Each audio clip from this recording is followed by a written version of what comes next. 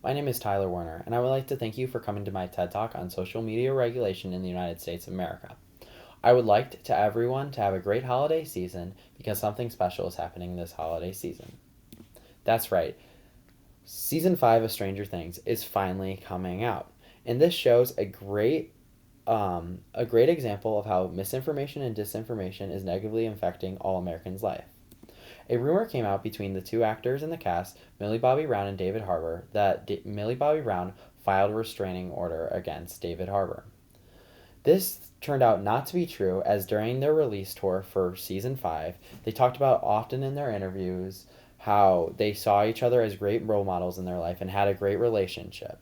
This is the prime example of how all Americans came to a lie and misinformation that was spread on the internet, and how this can negatively affect all Americans' lives.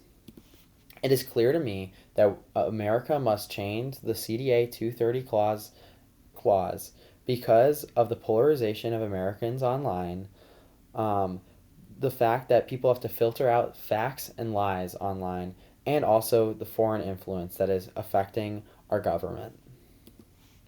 All the apps seen before you are protected under the CDA 230 Act.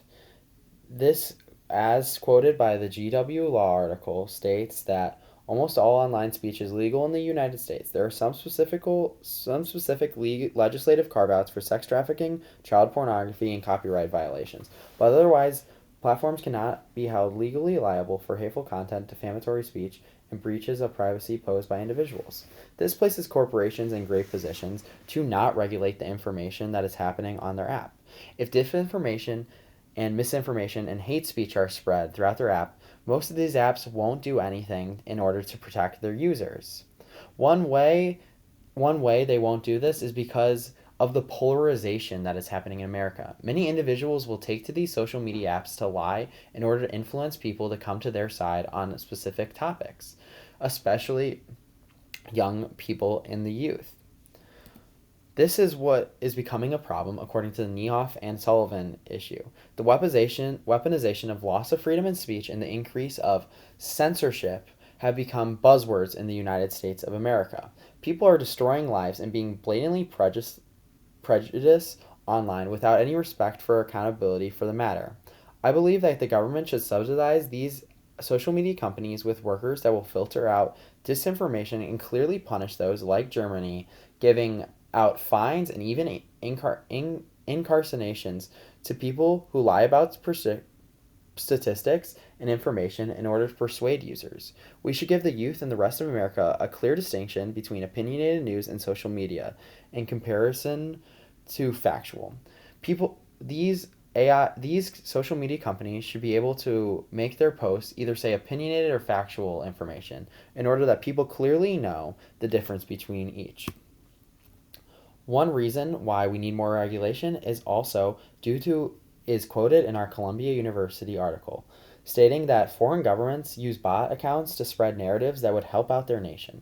The prime example of this is the 2016 presidential election, in which the United States was heavily influenced by Russian interference, which greatly benefited the man on our left, Donald Trump.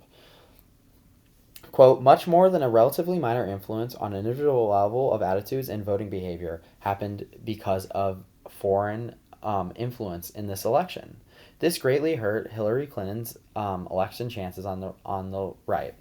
Who knows? Without this foreign influence, maybe we would have our first woman president, and the entire sphere of politics would look different today without Donald Trump. I believe that we should end this foreign regulation, as Americans should decide what should happen with their government, not foreign powerful entities. Many people may argue that the government should not decide what can or cannot be stated online, as it will lead to the censorship of ideas of other people being institutionalized for their non-common belief. That is why the government should create a non-party organization to regulate information on social media websites similar to the Fed or the Bureau of Statistics. The untrue and AI created information is spread like wildfire on our favorite apps. So it is time Americans, like the rest of the world, has a game plan to end the misinformation epidemic.